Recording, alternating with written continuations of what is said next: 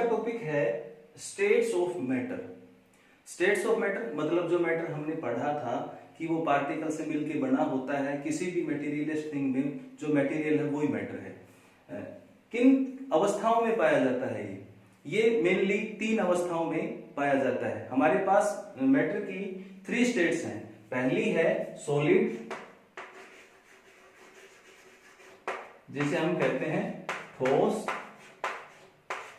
दूसरी है लिक्विड, जिसे हम कहते हैं द्रव। तीसरी हमारे पास है गैस, जिसे हम गैस ही कहते हैं। हमारे पास जो मैटर है वो मेनली 3 स्टेट्स में पाया जाता है, सॉलिड, लिक्विड एंड गैस। जो हमारे पास सॉलिड है, लिक्विड है और गैस है, इनमें सभी में पार्टिकल्स तो हैं, लेकिन इन पार्टिकल्स का अरेंजमेंट किस तरह से है, उनका बिहेवियर कैसा है, उनके बीच में फोर्स ऑफ अट्रैक्शन कैसा है, उन सभी के बेसिस पे हम मैटर को 3 कैटेगरीज में डिवाइड करते हैं। जैसे हम एक छोटे से एग्जांपल से इसको समझना चाहेंगे। ये अगर हमारे पास कोई सॉलिड ब्लॉक है तो इनके पार्टिकल्स एक दूसरे से बिल्कुल पास पास सटे हुए हैं। They are in close contact with each other. इन पार्टिकल्स के बीच में स्पेस बहुत कम होता है, या यूं कहेंगे कि ये सभी पार्टिकल एक दूसरे के साथ सटे हुए हैं, एक दूसरे के कांटेक्ट में हैं। अगर हम बात करें लिक्विड की, तो लिक्विड के जो पार्टिकल्स हैं उनके बीच में थोड़ा थोड़ा स्पेस ज्यादा होता है। सॉलिड के पार्टिकल्स बिल्कुल एक दूसरे के क्लोज कांटेक्ट में हैं। लिक्विड पार्टिकल्स, लिक्विड जो स्टेट है मैटर की, उनके पार्टिकल्स के बीच में थोड़ा स्पेस ज्यादा हो जाता है। लेकिन अगर हम बात करें गैस की, तो गैस के पार्टिकल्स के बीच में स्पेस बहुत ही ज्यादा हो जाता है। ये हमारे पास है सॉलिड यानी कि ठोस, ये हमारे पास है लिक्विड यानी कि द्रव, और तीसरा हमारे पास है गैस।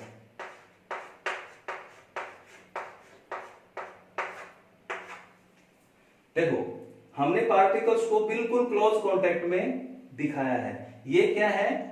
ठोस जो वस्तु है, जो सॉलिड ऑब्जेक्ट है हमारे पास, उसके पार्टिकल हैं। लिक्विड के जो पार्टिकल्स हैं उनको हमने थोड़े से ज्यादा गैप पे दिखाया है। इनके बीच में तो बिल्कुल कांटेक्ट है, इनके बीच में पार्टिकल्स के बीच में थोड़ा थोड़ा गैप है, लेकिन गैस वालों के बीच में बहुत ही ज्यादा गैप होता है।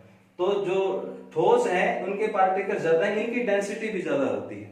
इनकी डेंसिटी कंपैरेटिवली कम होती है। कुछ एग्जांपल ऐसे हैं जिनमें टेम्परेचर बढ़ता है तो इन लिक्विड्स की डेंसिटी ज्यादा हो जाती है, वो हम हायर क्लासेस में पढ़ेंगे। और जो गैसेज होती हैं वो बहुत ही कम डेंसिटी वाली होती है। अगर इन सभी की प्रॉपर्टी हम पढ़ें तो मैं एक टेबल बनाता हूं जिसमें हम इन सब की प्रॉपर्टीज को पढ़ेंगे। अगर हम सॉलिड, लिक्विड और गैस, इन सभी की प्रॉपर्टीज को एक साथ कलेक्टिवली स्टडी करना चाहते हैं, जैसे वॉल्यूम की बात करें तो ठोस जो हमारे पास पदार्थ हैं, सॉलिड मटेरियल है, उनकी वॉल्यूम कैसी है? फिक्स है या चेंज होती है? इनकी वॉल्यूम क्या होती है? फिक्स होती है। वॉल्यूम फिक्स है। फिक्स का मतलब निश्चित है, ना कम होती है ना ज्यादा होती है। दूसरा हमारे पास है लिक्विड। लिक्विड की वॉल्यूम भी फिक्स होती है, मतलब निश्चित होती है। कोई द्रव पदार्थ है उसकी वॉल्यूम भी निश्चित है, फिक्स है। लेकिन जो गैस होती है उसकी वॉल्यूम फिक्स नहीं होती है। मतलब अगर आप कोई गैस लेते हैं, एक परफ्यूम की छोटी बोतल आती है, उसके अंदर गैस कंप्रेस करके भरी जाती है। जब आप उसको रिलीज करते हैं तो पूरे रूम में आ जाती है। अगर उसको और भी एक्सपेंड करना चाहें और ओपन स्पेस यदि मिल जाएगा तो उसके पार्टिकल और भी ज्यादा दूर दूर हो जाएंगे। इट मींस इन गैसेस के पार्टिकल्स में वॉल्यूम फिक्स नहीं होती है। लिक्विड का वॉल्यूम फिक्स है और ठोस का वॉल्यूम भी लिक्विड का भी फिक्स है। अच्छा, लिक्विड का वॉल्यूम फिक्स है, इसको कैसे एक्सप्लेन करेंगे? यदि हम किसी कंटेनर में दूध लेते हैं, यदि आपने 1 लीटर दूध लिया है, किसी दूसरे कंटेनर में डाल दिया तो उसका वॉल्यूम 1 लीटर ही रहना है। अगर एक बर्तन से दूसरे बर्तन में हम दूध डालते हैं तो उसका वॉल्यूम चेंज नहीं होता। गैस है वो जितने बड़े कंटेनर में आप डालते जाओगे उतनी ही वॉल्यूम ऑक्युपाई करता रहेगा। और इसी तरह से सॉलिड है, सॉलिड की वॉल्यूम भी फिक्स होती है, उसके पार्टिकल इतने टाइटली बॉन्ड होते हैं कि वो तो अपना पोजीशन ही नहीं छोड़ते। दूसरा है शेप, जितने भी सॉलिड हैं ये सारे फिक्स्ड शेप के होते हैं। फिक्स्ड शेप का मतलब होता है अगर हम कोई स्टोन लेते हैं या जैसे ये चाक है हमारे पास, इसको जब तक हैमरिंग करके तोड़ ना दें, जब तक आप इसको तोड़ेंगे नहीं, इसके ऊपर फोर्स अप्लाई नहीं करेंगे, तब तक इसकी शेप भी फिक्स होती है। लिक्विड की शेप फिक्स नहीं होती है, जिस कंटेनर में आप इसको डालेंगे वो उसी कंटेनर की शेप एक्वायर कर लेता है। जैसे आपने दूध का एग्जांपल लिया था लास्ट केस में, दूध को यदि आप बर्तन में डालते हैं, गिलास में डाला है गिलास की शेप का है, आपने कटोरी में डाल दिया कटोरी की शेप का हो गया, बड़े किसी बर्तन में डाल दिया तो उसकी शेप ऑक्युपाई कर लेता है। तो सॉलिड जो होते हैं वो फिक्स शेप के हैं, लिक्विड है उनकी शेप फिक्स्ड नहीं होती है, इनकी शेप वही होगी जो इनके कंटेनर की है। जिस कंटेनर में लिक्विड लिया वो उसी शेप में आ जाएगा। गैसेज की भी कोई भी फिक्स्ड शेप नहीं है। तीसरा हमारे पास है कंप्रेसिबिलिटी। जो सॉलिड होता है वो कंप्रेसिबल है या नहीं है।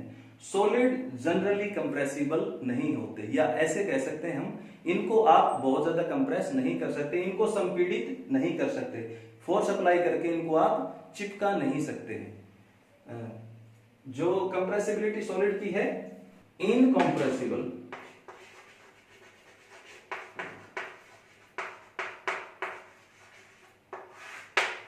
सॉलिड जो होते हैं वो इनकंप्रेसिबल है।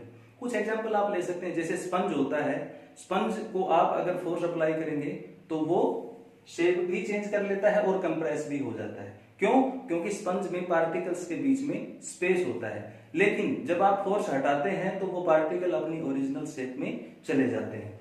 कंप्रेसिबिलिटी है लेकिन फोर्स रिमूव करते ही वो अपनी ओरिजिनल शेप में भी चला जाता है। लिक्विड जो होते हैं बहुत कम कंप्रेसिबल होते हैं, मतलब इतना नहीं है कि आप उनको बहुत ज्यादा कंप्रेस कर सकते, फोर्स अप्लाई करेंगे कंप्रेस होंगे, बहुत कम कंप्रेस होंगे, लेस कंप्रेसिबल।